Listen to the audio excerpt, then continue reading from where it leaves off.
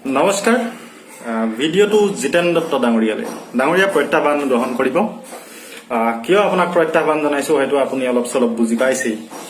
আৰু মইনো কোন আপোনাক প্ৰত্যাহ্বান জনাবলৈ হেতু হয়তো আপুনি প্ৰশ্ন কৰিব পাৰে সেই আকৌ এবাৰ মোৰ পৰিচয়টো দি দিছো নাম হিমাংশু গগৈ ভাৰতীয় বায়ু সেনাৰ এজন প্ৰাক্তন সাৰ্জেন্ট আৰু পেনশন লবলৈ কেৱল মাথো 2-3 মাহ মান বাকি থাকোতেই স্বেচ্ছাই অৱসৰ গ্ৰহণ কৰি গুচি আহিলো অসমলৈ আৰু আজিৰ তাৰিখত অসমীয়া জাতিটোৰ কাৰণে যুঁজ দি আছো বুলি অলপ চলপ ফিতাহি মাৰি ফুৰো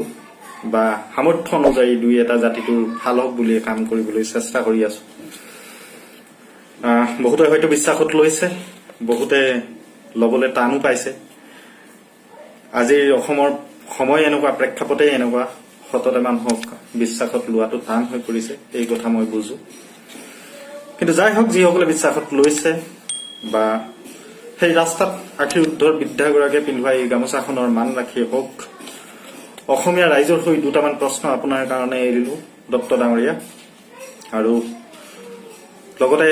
এটা প্ৰত্যাহ্বানো জনাব বিচাৰিছো আপোনাক কি প্ৰত্যাহ্বান কি প্ৰশ্ন এইটা আপুনি হয়তো বুজি পাব অলপ ডাঙৰীয়া আখিৰ দশকত স্বাধীন অসমৰ সপোন দেখি এজাক তেজাল ডেকাই হাতত অস্ত্ৰ তুলি হাবিলৈ গুচি গৈছিল সেই সকলৰ প্ৰতি অসমীয়া সমাজৰ যি আবেগ যি মৰম সেয়া সকলোৱে জানে কি আছিল আৰম্ভণিতে মই সৰু আছিলো কিন্তু তেতিয়াও অনুভৱ কৰিছিলো তেখেতলোক যেন আন্ধাৰৰ পৰা ওলাই আহোঁতেই তেখেতলোকৰ খোজত অসমৰ গাঁওবোৰলৈ যেন নামি আহিছিল ফৰিং ফুটা জোনাক এনে কিছু সুন্দৰ সপোন লৈ সেই সকল ডেকা হাবিৰ মাজলৈ গুচি গৈছিল কিন্তু 90ৰ দশকত ৰাষ্ট্ৰৰ কেইবাটাও অভিযানে তেখেতলোকক হয়তো ভাঙি পেলাব বিচাৰিছিল কিন্তু সমান্তৰালকৈ অসমীয়া সমাজখনেও কত হত্যা ধৰ্ষণ উৎপীড়ন নিপীড়ন কত কি কষ্ট অসমীয়া জনতাই বুকু পাতি লৈছিল এই সকলো বুকু পাতি লৈও যেন অসমীয়া সমাজখন ভাগি পৰা নাছিল ক্লান্ত হোৱা নাছিল কিন্তু এনেহেন এক সংগ্ৰাম মই সহস্ত সংগ্ৰামত বিশ্বাসী নহয় সম্পূৰ্ণ গণতান্ত্ৰিক এক সংগ্ৰামত মই বিশ্বাস কৰো তথাপিতো এই সপোনবোৰক মই নুই কৰিব নোৱাৰো সেয়ে দুটিমান প্ৰশ্ন কৰিছো এই সংগ্ৰামখন থমকি ৰল কিয় থমকি ৰল চাৰিওফালে মৃত্যুৰ বিভীষিকা 90 দশকৰ শেষৰ ফালে হাজাৰ হাজাৰ অসমীয়া তেজাল ডেকাৰ তেজেৰে ব্ৰহ্মপুত্ৰ উপত্যকা ৰাঙলী হল দত্ত ডাঙৰীয়া এইখিনিতে মোৰ প্ৰশ্ন যে কেইজনমান নেতাই আপোনালোকৰ কেইজনমান নেতাই ব্যক্তিগত স্বাৰ্থ পূৰণৰ হেতু আপোনালোকে সেই সংগ্ৰামখন হয়তো এৰি থৈ আজি আহি অসমত মুক্ত আকাশৰ তলত আহি এক বিলাসী জীৱন আপোনালোকে কটাই আছে ক'ত কি কৰিছে কেনে ধৰণে আপোনালোকে ধন ঘটিছে সেয়া মই কবলৈ নাযাওঁ সেয়া সময় আপোনালোকৰ বিষয়ে উদঙাই দিব কিন্তু সেই হাজাৰ হাজাৰ যিসকল ডেকা শ্বহীদ হল বুলি কওঁ তেখেতলোকৰ কি এনে আদৰ্শ আছিল তেখেতলোকৰ কি এনে সপোন আছিল আৰু আপোনাৰ আদৰ্শ এনে কি আছিল যিটোক আপুনি বুজি পাবলৈ আপোনাৰ জীৱনৰ 20 বছৰ সময় লাগিলে আৰু আপুনি সেই আদৰ্শ পৰিত্যাগ কৰি আহি আজি কাৰোবাৰ লগত হাতে হাত মিলাই আপোনাৰ ওপৰত যিগিটা এতিয়া অভিযোগ আনি দিছে কেইদিনমানৰ আগৰ পৰা হয়তো সকলোৱে দেখিছে সামাজিক মাধ্যমৰ জৰিয়তে বিপ্লৱজ্যোতি মোহন ডাঙৰীয়াই বহুকেইটা অভিযোগ আনিছে ভাতৃঘাতী সংঘৰ্ষ ভাতৃ বধৰ পৰা আদি কৰি বহুত অভিযোগ আনিছে জিতেন দত্ত ডাঙৰীয়া আপোনাক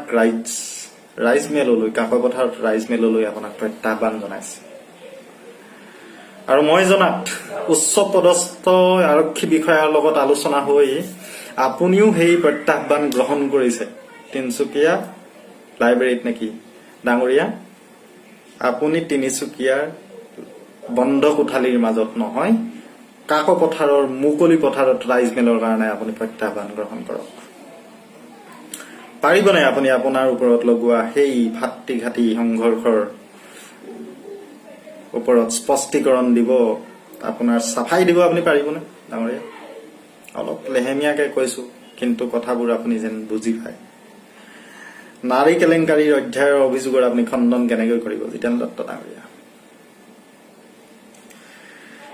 এই প্ৰশ্ন কেৱল মোৰ নহয়, মোৰ দৰে প্ৰত্যেকজন স্বাভিমানী অসমীয়াৰে জিতেন দত্ত ডাঙৰীয়া। আৰু আপোনাৰ যি স্থিতি হ'ব, সেই স্থিতিয়েই প্ৰমাণ কৰিব যে অসমীয়া জাতিটোক পদে পদে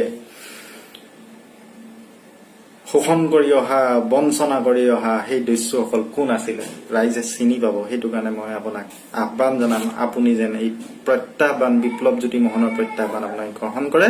আৰু মুকলি পথাৰত আপুনি ৰাইজ মেলত অংশগ্ৰহণ কৰে। তাৰ কাৰণে মই প্ৰথমতে আপোনাক অনুৰোধ জনাম, এই সকলো তথ্য পাতিৰ ওপৰত ৰাইজে বিচাৰ লওক। কিন্তু জাতিৰ এই জটিল জাতিৰ এই জটিল সন্দিক্ষণ, জাতিৰ এই জটিল সময়খিনিত মই আপোনাক এটা কথা মনত পেলাই দিব বিচাৰিছো জিতেন দত্ত ডাঙৰীয়া। আপোনাৰ মোৰ লগত টেলিফোনত কথা বাৰ্তা হৈছিল, বহুত বাক বিতণ্ডা হৈছিল। তেতিয়া আপুনি কৈছিলে যে অসমত চলি থকা প্ৰত্যেকটো চিণ্ডিকেটৰ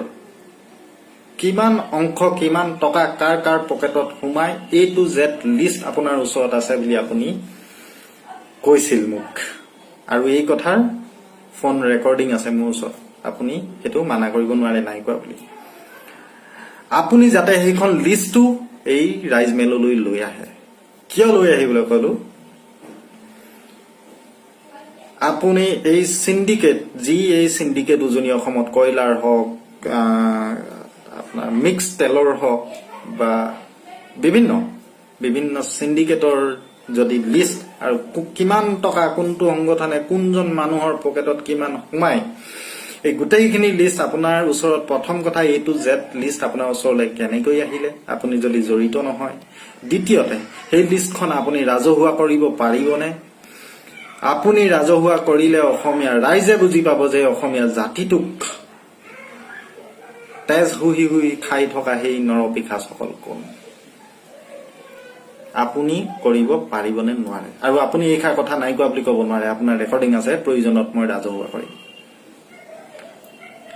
এই প্ৰত্যাহ্বানটো আপুনি যেন গ্ৰহণ কৰে আৰু সদৌ শেষত ভগৱানে নকৰক যিখিনি বিপ্লৱজ্যোতি মোহন ডাঙৰীয়াই আপোনাৰ প্ৰতি অভিযোগ আনিছে সেইখিনি যেন সত্য হওক, আকৌ এবাৰ কামনা কৰিম। লগতে মোৰ প্ৰত্যাহ্বানটো গ্ৰহণ কৰিব, আপুনি চিণ্ডিকেটৰ গোটেই লিষ্ট A to Z যাতে আপুনি ৰাইজৰ সন্মুখত ৰাজহুৱা কৰে। আজি অসমীয়া যুৱ প্ৰজন্ম, কেৱল মই নহয়, প্ৰত্যেকজন স্বাভিমানী অসমীয়াৰ দায়িত্ব প্ৰশ্ন কৰাৰ। কিন্তু জাতি আৰু নাবাচে, এনেকেই যদি মনে মনে হাতে হাত ধৰি বহি থাকো, জাতি আৰু বচাব নোৱাৰে।